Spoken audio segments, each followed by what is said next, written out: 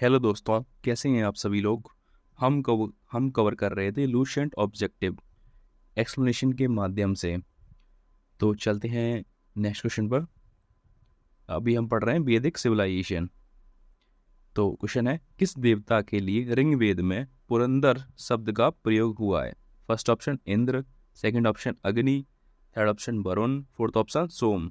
तो किस देवता के लिए ऋग्वेद में पुरंदर शब्द का प्रयोग हुआ है। इंद्र के लिए। किसके लिए। इंद्र के लिए। इंद्र देवता के लिए ऋग्वेद में पुरंदर शब्द का प्रयोग हुआ है। इंद्र को वर्षा का देवता माना जाता है। इंद्र को वर्षा का देवता माना जाता है। चलते हैं नेक्स्ट क्वेश्चन पर। शुल्ब सूत्र किस विषय से संबंधित पुस्तक है। फर्स्ट ऑप्शन जयामती, सेकंड ज्योतिष, थर्ड ऑप्शन गणित, फोर्थ ऑप्शन खगोल। तो ये किससे संबंधित है। जयामती। शुल्ब एक गणित से भी संबंधित है, खगोल से भी संबंधित है, लेकिन इसका सही आंसर क्या रहेगा। जयामती। शुल्ब सूत्र के अंदर हम जो यज्ञ वेदियां बनाते थे, उनकी इकाइयाँ कैसे होनी चाहिए, उनको मापने के लिए सूत्र दिए गए हैं। किसमें दिए गए हैं। शुल्ब सूत्र में। तो इसका सही आंसर क्या होगा। जयामती। शुल्ब सूत्र या शुल्ब सूत्र संस्कृत के सूत्र ग्रंथ हैं जो स्रोत कर्मों से संबंधित हैं। अपने नाम के अनुसार शुल्ब सूत्रों में यज्ञ वेदियों को नापना, उनके लिए स्थान का चुनना तथा उनके निर्माण आदि विषयों का विस्तृत वर्णन है। ये भारतीय जयमती के प्राचीनतम ग्रंथ है। नेक्स्ट क्वेश्चन पर। अस्तोमा शतगमया कहाँ से लिया गया है। First option Rigveda, second option Yajurveda, third option Samaveda, fourth option Atharvaveda. अस्तोमा शतगमया कहाँ से लिया गया है। इसका सही आंसर है ऋग्वेद। अस्तोमा सद्गमया ऋग्वेद से लिया गया है, जो कि मूल रूप से इस प्रकार। ओम अस्तोमा सद्गमया तम सोमा ज्योतिर्गमया मृत्यु मृत गमय ओम शांति शांति। नेक्स्ट क्वेश्चन देखते हैं। आर्य भारत में बाहर से आए और सर्वप्रथम बसे थे। फर्स्ट ऑप्शन सामा तट में, सेकंड प्रयाग ज्योतिष में, थर्ड ऑप्शन पंजाब में, फोर्थ पांचाल में। तो इसका सही आंसर क्या है। पंजाब में। सबसे पहले कहाँ बसे थे। सर्वप्रथम पंजाब में बसे थे। आर्य भारत में बाहर से आए और सर्वप्रथम बसे पंजाब में। चलते हैं नेक्स्ट क्वेश्चन पर। उत्तर वैदिक संस्कृति का काल किसे माना जाता है। उत्तर वैदिक संस्कृति का काल किसे माना जाता है। ये रिपीटेड क्वेश्चन है। फर्स्ट ऑप्शन 1500 ईसा पूर्व से 1000 ईसा पूर्व, सेकंड ऑप्शन 1000 ईसा पूर्व से 600 ईसा पूर्व, थर्ड ऑप्शन 600 ईसा पूर्व से 600 ईसवी, फोर्थ ऑप्शन इनमें से कोई। तो इसका सही आंसर क्या था। 1000 ईसा पूर्व से 600 ईसा पूर्व उत्तर वैदिक काल के कुछ बारे में पूछा गया है।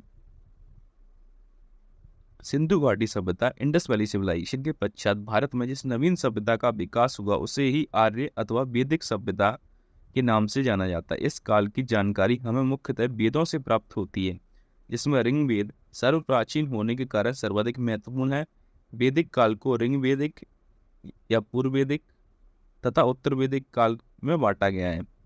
ऋग्वेदिक काल है 1500 से 1000 ईसा पूर्व, उत्तर वैदिक काल है 1000 से 600 ईसा पूर्व में बांटा गया है। चलते हैं नेक्स्ट क्वेश्चन पर। वेदों को अपौरुषेय क्यों कहा गया है। फर्स्ट ऑप्शन क्योंकि वेदों की रचना देवताओं द्वारा की गई है, सेकंड क्योंकि वेदों की रचना पुरुषों द्वारा की गई है, क्योंकि वेदों की रचना ऋषियों द्वारा की गई है, फोर्थ ऑप्शन इनमें से कोई नहीं। तो इसका सही का आंसर क्या होगा। क्योंकि वेदों की रचना देवताओं द्वारा की गई है। हिंदू धर्म में वेदों के संदर्भ में अपौरुषवाद वह मत है जो मानती है कि वेद अपौरुष हैं, अर्थात वेदों को किसी ने नहीं रचा है। मतलब वेदों को किसी ने रचा ही नहीं है, क्योंकि वेदों की रचना किसने की है। स्वयं देवताओं ने की है। किसी पुरुष ने नहीं रचाया है, किसी ऋषि ने नहीं रचाया है। लोगों को पता ही नहीं है कि वेद किसने रचे हैं। वेद इतने प्राचीन ग्रंथ हैं। चलते हैं नेक्स्ट क्वेश्चन पर। विशेषिक दर्शन के प्रतिपादक हैं। विशेषिक दर्शन के प्रतिपादक हैं। First option Kapil, second option Akshapada Gautam, third option है उल्लूक कन्नड़, फोर्थ ऑप्शन पतंजलि। तो इसका सही आंसर क्या है। उल्लूक कन्नड़। वैशेषिक भारतीय दर्शनों में से एक दर्शन है। इसके मूल प्रवर्तक ऋषि कन्नड़ हैं। यह दर्शन न्याय दर्शन से बहुत साम्य रखता है, किंतु वास्तव में एक स्वतंत्र भौतिक विज्ञानवादी दर्शन है। नेक्स्ट क्वेश्चन पर देख। मीमांसा या पूर्वी मीमांसा दर्शन के प्रतिपादक हैं? First option Jaimini, second Badarayan, third option Kapil, fourth Gautam. तो इसका सही आंसर क्या है? जैमिनी। इसके रचयिता महर्षि जैमिनी हैं। इसे पूर्व मीमांसा सूत्र भी कहते हैं। इसका रचना काल 300 ईसा पूर्व से 200 ईसा पूर्व माना जाता है। मीमांसा सूत्र मीमांसा दर्शन का आधारभूत ग्रंथ है। मीमांसा सूत्र मीमांसा दर्शन का आधारभूत ग्रंथ है। चलते हैं नेक्स्ट क्वेश्चन पर। वेदांत या उत्तर मीमांसा दर्शन के प्रतिपादक हैं? वेदांत या उत्तरी मीमांसा दर्शन के प्रतिपादक हैं? फर्स्ट ऑप्शन जैमिनी, जैमिनी तो हमारे पूर्वी मीमांसा के हैं। तो second option Badarayan, third option Buddha, fourth option Mahavir. तो बुद्ध जैन धर्म से संबंधित है, महावीर बुद्ध धर्म से संबंधित है, महावीर जैन धर्म से। तो इसका सही उत्तर क्या होगा? बादरायण। उत्तरी मीमांसा 6 भारतीय दर्शनों में से एक है। उत्तरी मीमांसा को शारीरिक मीमांसा और वेदांत दर्शन भी कहते हैं। यह नाम बादरायण से बनाए हुए ब्रह्मसूत्र नामक ग्रंथ के हैं। मीमांसा शब्द का अर्थ है अनुसंधान, गंभीर विचार और खोज। मीमांसा शब्द का अर्थ क्या है? रिसर्च करना, विचार करना, एकदम ध्यान में लग जाना। प्राचीन भारत में वेदों को परम प्रमाण माना जाता था। वेद वाद्य बहुत विस्तृत है, उसमें यज्ञ, उपासना, ज्ञान संबंधी मंत्र पाए जाते हैं। चलते हैं नेक्स्ट क्वेश्चन पर। ऋग्वेद का कौन सा मंडल पूर्णतः सोम को समर्पित है? 7वां मंडल, सेकंड ऑप्शन 8वां मंडल, थर्ड ऑप्शन 9वां मंडल, फोर्थ ऑप्शन 10वां मंडल। तो इसका सही आंसर क्या है? 9वां मंडल। ऋग्वेद में कुल 10 मंडल हैं। नवम मंडल के सभी 114 मंत्र सोम को समर्पित हैं। सोम आर्यों का मुख्य पेय था, जिसे मंजुवंत पर्वत से प्राप्त किया जाता था। ऋग्वेद के 10वें मंडल में चारों वर्णों की उत्पत्ति का उल्लेख है। चलते हैं नेक्स्ट क्वेश्चन पर। प्रसिद्ध 10 राजाओं का युद्ध, 10 राज युद्ध किस नदी के तट पर लड़ा गया था? फर्स्ट ऑप्शन है Ganga, second Brahmaputra, third Kaveri, fourth option क्या है? पुरुषनी। आपको पता होगा कि आर्य कहाँ से सबसे पहले आके बसे थे? पंजाब में। तो गंगा नदी तो पंजाब में है नहीं, ब्रह्मपुत्र नदी भी पंजाब में नहीं है, कावेरी भी पंजाब में नहीं है। पुरुषनी क्या है, जिसको रावी बोलते हैं आज की डेट में, वो पंजाब में। तो इसका सही आंसर क्या होगा? पुरुषनी। 10 राजाओं का युद्ध पुरुषनी नदी वर्तमान में रावी के तट पर लड़ा गया है, जिसमें भरत के राजा सुदास ने 10 राजाओं के एक संघ को हराया। इस संघ में आर्यों के प्रमुख जन अनु, दुहु, यदु, पुरु, त्रिवुष तथा 5 लघु जनजातियों का समूह सम्मिलित था, जिसके पुरोहित विश्वामित्र थे। किसने हराया था? सुदास ने हराया था 10 राजाओं के समूह को। चलते हैं नेक्स्ट क्वेश्चन पर। धर्म शास्त्रों में भू राजस्व की दर क्या है? धर्म शास्त्रों में भू राजस्व की दर क्या है? 1/3, 1/4, 1/6, 1/8। तो इसका सही आंसर क्या है? 1/6। धर्म शास्त्रों में भू राजस्व उपज का 6वां हिस्सा था। धर्म शास्त्रों के समय में 4 वर्णों ब्राह्मण, क्षत्रिय, वैश्य एवं शूद्र के अतिरिक्त समाज की अनेक जातियां यथा अंबस्त, उग्र, निषाद, मागध, वेदेहक, रथकार आदि का आविर्भाव अनोम और एवं प्रतिलोम विवाह के फल स्वरूप हो गया। पाणिनि ने 2 प्रकार के शूद्रों का उल्लेख किया है, निर्वसित एवं अनिर्वसित। इनमें पहले प्रकार के शूद्र ही अस्पृश्य माने जाते थे। चलते हैं नेक्स्ट क्वेश्चन पर। 800 ईसा पूर्व से 600 ईसा पूर्व का काल किस युग से जुड़ा है? क्वेश्चन क्या है? 800 ईसा पूर्व से 600 ईसा पूर्व का काल किस युग से जुड़ा हुआ है? फर्स्ट ऑप्शन है ब्राह्मण युग, सेकंड है रामायण युग, थर्ड ऑप्शन है सूत्र युग, फोर्थ ऑप्शन है महाभारत युग। तो इसका सही आंसर क्या है? ब्राह्मण युग। प्राचीन भारतीय इतिहास में 800 से 600 ईसा पूर्व के बीच का समय मुख्यतः ब्राह्मण युग का समय था। 600 से 300 ईसा पूर्व का समय सूत्र युग का समय था। नेक्स्ट क्वेश्चन देखते हैं। किस काल में अछूत की अवधारणा स्पष्ट रूप से उदय हुई है? किस काल में अछूत की अवधारणा स्पष्ट रूप से उदय हुई? अनटचेबिलिटी किस काल में आई है? फर्स्ट ऑप्शन ऋग्वेदिक काल में, सेकंड ऑप्शन उत्तर गुप्त काल में, थर्ड ऑप्शन धर्मशास्त्र के काल में, फोर्थ ऑप्शन उत्तर वैदिक काल में। तो इसका सही आंसर क्या है? उत्तर वैदिक काल में।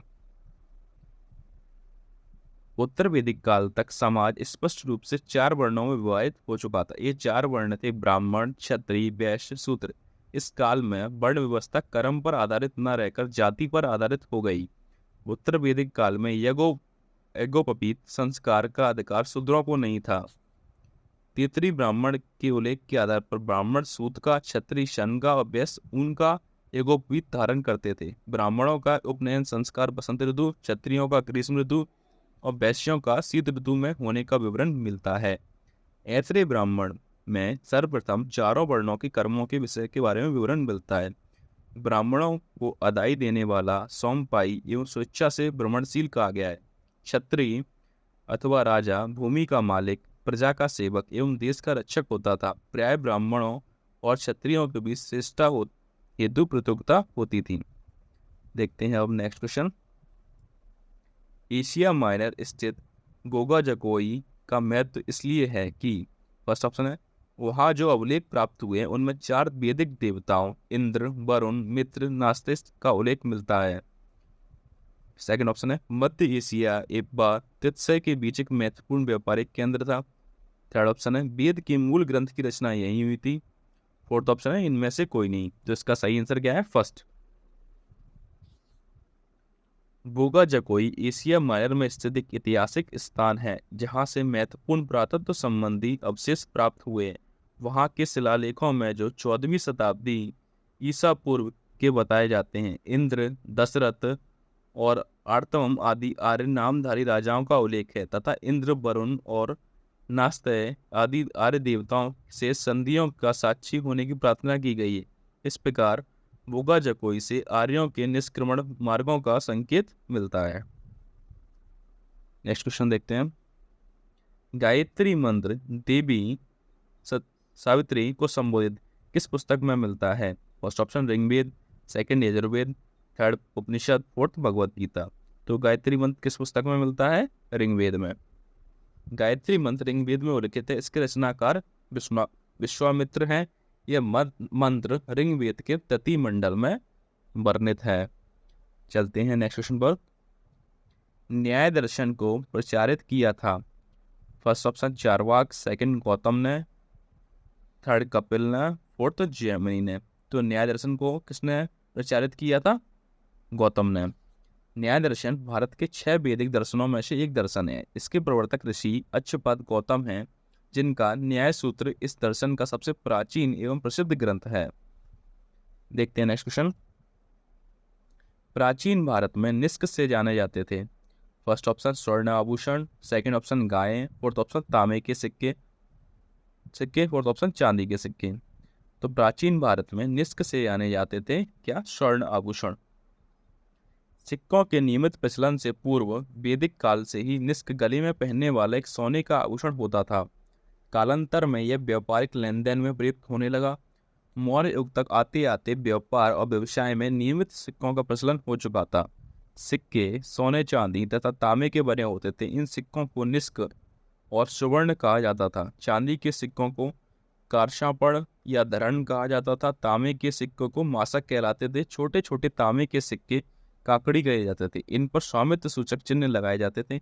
ज्ञातव्य है कि मौर्योत्तर काल में पूर्व पंचमाग्ध सिक्कों का प्रचलन था जिस पर केवल आकृतियां छपी होती थी, लेखन नहीं। जैसे पंचमाग्ध कॉइन चलते थे जिन पर केवल जीव जंतुओं की आकृतियां छपी होती थी और कोई लेखन नहीं होता था। ठीक है, नेक्स्ट क्वेश्चन देखते हैं। योग दर्शन के प्रतिपादक हैं। First option Patanjali, second option Gautam, third option Jaimini, fourth option Shankaracharya.